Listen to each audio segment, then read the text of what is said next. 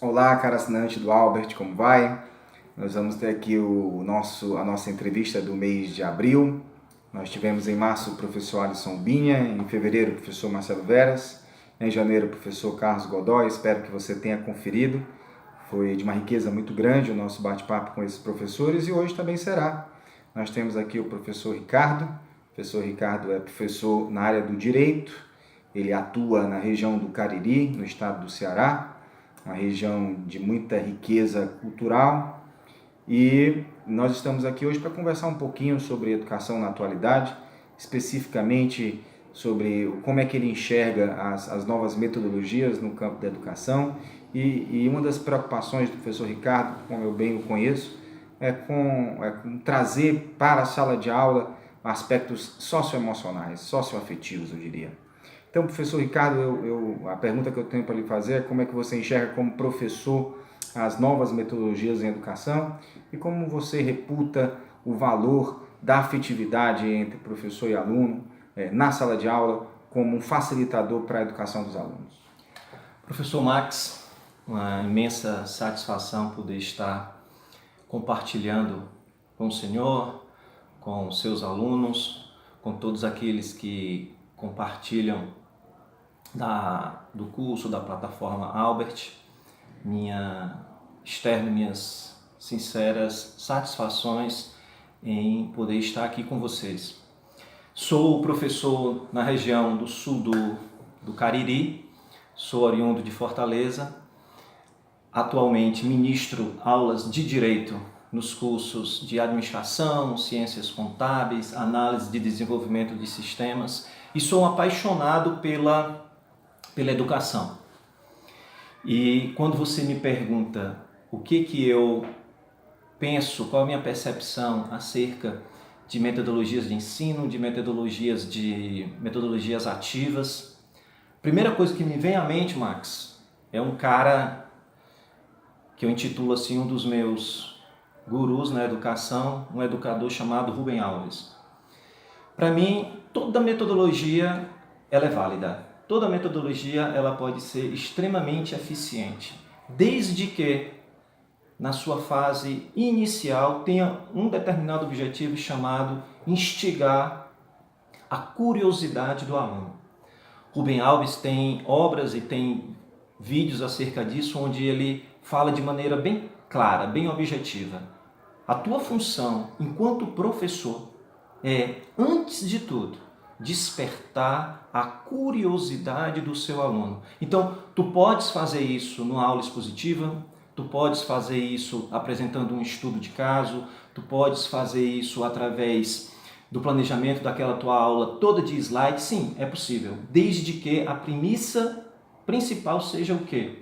Despertar a curiosidade do teu aluno. Quando tu consegues fazer isso, independente da metodologia que tu estejas utilizando, é muito possível que esse ensino e aprendizagem compartilhado entre você e o seu aluno terá sucesso. É dessa maneira que eu vejo a questão das metodologias. E me conte um fato, uma experiência sua em sala de aula, onde você observou, sei lá, algum problema de aprendizagem, sei lá, alguma dúvida dos alunos, alguma coisa que eles não estavam conseguindo compreender, ou de repente a sala não tinha um rendimento positivo, não tinha um bom rendimento no campo especificamente do conteúdo, e que você, através de alguma metodologia, ou por exemplo, da questão da afetividade, conseguiu transformar essa sala de aula, conseguiu trazer algum elemento de transformação para essa aula. Max, as experiências, os exemplos, as situações pontuais são inúmeras. Eu terminei meu mestrado em Direito. Em Direito? Em Direito. Sim. Uma especialização realizada na área dos direitos sociais e das políticas públicas. Direciono agora a minha vida acadêmica para um doutorado em Educação. E uma das coisas que eu venho pesquisando e que eu venho pontuando e que eu venho colocando muito em evidência na minha vida docente é a questão da relação entre professor e aluno. Chego a dizer e ouso dizer que busquei, né, dentro das minhas reflexões, isso de uma maneira extremamente crítica, aproximar a relação de professor-aluno muito similar à relação de pai e filho. E nessa relação chamada de afetividade, não significa que eu vou passar a mão na cabeça do meu filho e não significa que eu, enquanto professor, devo passar a mão na cabeça do meu aluno. Muito pelo contrário, eu tenho que tratá-lo na verdade, ele tem que ter as suas frustrações, ele tem que ter os seus desafios. E dentro de sala de aula, uma das coisas que eu implementei em todas as minhas turmas é algo que também é extremamente relevante dentro do ensino e aprendizagem, que é uma coisa chamada avaliação. Então, eu entendo a avaliação, por exemplo, como um todo. Então, dentro desse todo chamado avaliação, institucionalmente, como professor, eu aplico uma prova chamada AV1, uma prova escrita. E eu dou um feedback nas minhas turmas dessa prova escrita, só que o meu feedback é diferente. Eu não dou feedback de prova corrigindo prova, eu dou feedback da avaliação do aluno X. Normalmente, um dia depois, na aula seguinte à aplicação da prova, eu levo as provas escritas corrigidas. Entretanto, eu passo uma atividade em grupo, na qual eles se dividem em equipe, começam a realizar aquela atividade e eu vou chamando um a um a minha mesa. E eu vou pontuando com ele, não como foi especificamente a prova escrita, o rendimento dele dentro da prova escrita, mas como foi a avaliação dele naquele bimestre. E para eu fazer isso, professor Max, eu só consigo realizar isso se eu tiver feito um acompanhamento dele pessoal. Se eu souber que, por exemplo, aquele cara sai de uma cidade distante, 3h30 da tarde, chega às 18h30 na faculdade, retorna às 10h20 e chega em casa 1h da manhã, que eu tenho que saber que ele trabalha 2 expedientes, que ele é um pai de família. Então, assim, são N situações. E eu dou o feedback para ele de toda a avaliação dele. E aí, essa é o caso específico que eu quero lhe relatar. Teve um aluno que chegou para mim e, diante da avaliação, eu falei para ele os aspectos relevantes dele enquanto estudante, enquanto protagonista da aula, que isso é extremamente relevante, porque a aula não é minha enquanto professor, a aula é construída por todos. E depois fui pontuando com ele características dele que eu havia observado dentro dessa relação de afetividade. E quando eu identifiquei, quando eu olhei, ele estava com os olhos lacrimejando, eu disse, algum problema? Ele disse, professor, a gente convive pelo menos 2 vezes durante a semana, faz 2 meses.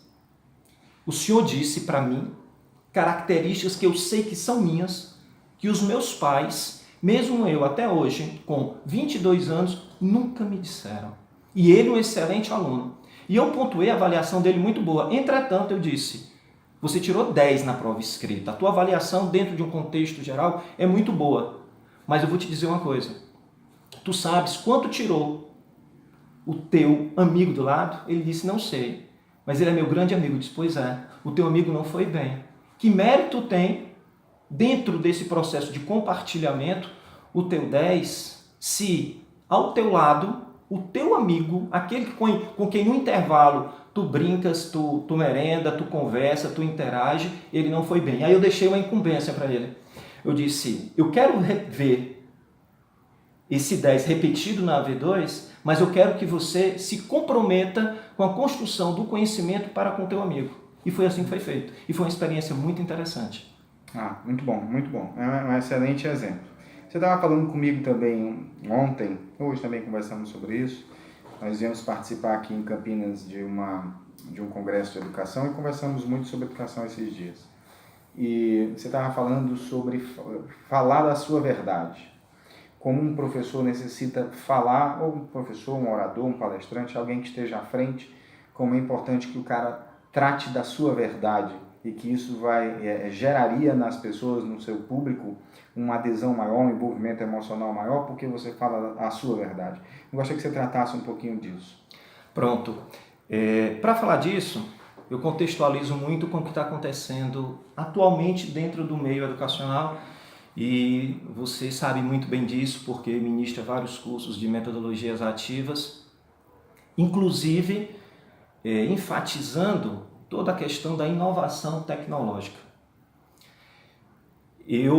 há alguns anos atrás, eu fiz uma pós-graduação em docência do ensino superior. E o módulo que mais me chamava a atenção, que eu mais esperei, assim, com muitas expectativas, era um módulo chamado Novas Tecnologias. E eu entrei nessa sala de aula com uma grande expectativa. Só que quando eu entrei na sala de aula, entrei atrasado, eu não identifiquei a professora. E olhei na mesa, não tinha nada tecnológico. Não tinha um notebook, não tinha um data show, não tinha um smartphone, não existiam slides, não tinha nada. E eu disse, novas tecnologias e não tem nada na mesa, eu não estou conseguindo nem identificar a professora. E aí me sentei, quando eu observei, percebi a professora. E ela estava, não sei se você recorda, mas nessas mercearias, bodegas, né, de alguns tempos, nós tínhamos o caderno de fiado. E ela estava com um caderninho daquele e uma caneta. Era o que ela estava utilizando. E naquela hora ela fez uma pergunta que eu nunca esqueci. Ela perguntou, qual a principal tecnologia que nós temos em sala de aula? E várias foram as respostas. Utilizar o PowerPoint. Utilizar o Prezi. Realizar vários estudos de caso utilizando slides. Levar o meu notebook. E não era nenhuma dessas respostas. E ela disse, a principal tecnologia que você, enquanto educador, tem que ter na sua sala de aula é você, professor. E naquela hora eu disse, ela está certa. Essa professora se chama Valesca Félix e troco ideias com ela até hoje. Só que, para eu ser essa principal tecnologia dentro de sala de aula, eu preciso acreditar no que eu estou trazendo para os meus alunos. E quando eu digo eu preciso acreditar no que eu estou trazendo para os meus alunos, Max, eu ministro disciplinas de ética, de direito, de legislação, direito comercial, direito empresarial. Eu não estou falando do aspecto conteudístico. Eu estou falando do professor Cícero Ricardo. As pessoas precisam ver em mim, não o direito empresarial, não o direito comercial, mas a pessoa. Porque, afinal de contas, ali eu estou, ou pelo menos deveria estar, numa função de referencial, de curador, de monitoramento. E compartilhando com eles quem eu sou, eu consigo construir com eles uma responsabilidade nessa construção dessa aula, na construção desse ensino. Então, por exemplo, todos os meus alunos, sem exceção, sabem que um dos meus principais referenciais teóricos é uma pessoa chamada Júlia Maria Rodrigues de Alencar Sabino Cavalcante, que é a minha filha, que hoje tem 9 anos de idade. Então, eu trago situações onde eu aprendi com a minha filha determinada coisa e eu trago para a sala de aula. Atualmente, por exemplo, ministro uma disciplina no curso de Ciências Contábeis de Direito Comercial. Mas eu não posso me ater única e exclusivamente ao direito comercial, Max. O mundo político do Brasil está mudando. Nós estamos vivendo, segundo, por exemplo, Mário Sérgio Cortella, não uma crise financeira, não uma crise econômica, não uma crise cultural, mas estamos vivendo uma crise ética. Então, como que eu estou discutindo direito comercial, direito de empresas e não passo por esse viés de discutir ética na minha sala de aula? Eu tenho que discutir ética. Então, eu trago muitas situações que são pontuais da minha vida pessoal e aí eu faço com que eles me conheçam e assim eu passo para eles a minha verdade e a gente discute de maneira interativa, compartilhada, aquele determinado assunto. Então, assim, é dessa maneira que eu compreendo que o aluno, ele identifica em mim a minha verdade e aí ele compra a ideia. E também tem outra coisa extremamente relevante, ele compartilha também a vivência dele. Recentemente, nós estávamos discutindo em sala de aula a questão da ética e um aluno, ele possui deficiência física nas pernas, ele anda de cadeira de rodas e ele pediu a palavra e contou que todas as vezes que ele muda de cadeira de roda, a cadeira de roda dele anterior, ele doa para alguém que não tem a cadeira de roda e não tem condições. E quando ele compartilhou isso, ninguém sabia disso. Era uma intimidade dele, era uma vivência dele. E ele se emocionou. Então, assim, aquilo ali não estava programado. E aquilo ali aconteceu, e aquilo ali formou a aula. E foi construído por quem? Não foi por mim, foi por ele.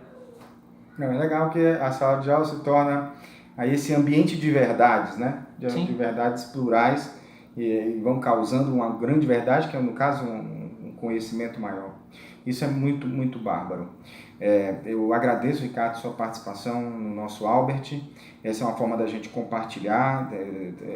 Você observa, cara assinante, que a gente está trazendo professores de diversos lugares do Brasil, com diversas experiências diferentes, justamente para que possa lhe servir como algum referencial, como alguma ajuda, algum exemplo, alguma inspiração para o seu trabalho como professor. Também nos colocamos inteiramente à disposição para que você compartilhe conosco através do nosso canal. Isso é muito possível, esse tipo de interação. De repente, a próxima entrevista é com você, e com certeza você vai trazer muita coisa também de contribuição para o nosso canal, da mesma forma que o Ricardo nos trouxe. Muito obrigado, Ricardo. Eu que agradeço, Max, e estamos à disposição para fazermos dessa construção de uma educação diferente algo que efetivamente a gente possa contribuir para um Brasil melhor. Quem me dera, quem nos dera. Muito obrigado, até a próxima. Confira os outros conteúdos do nosso Albert de Metodologias. Um abraço, tchau, tchau.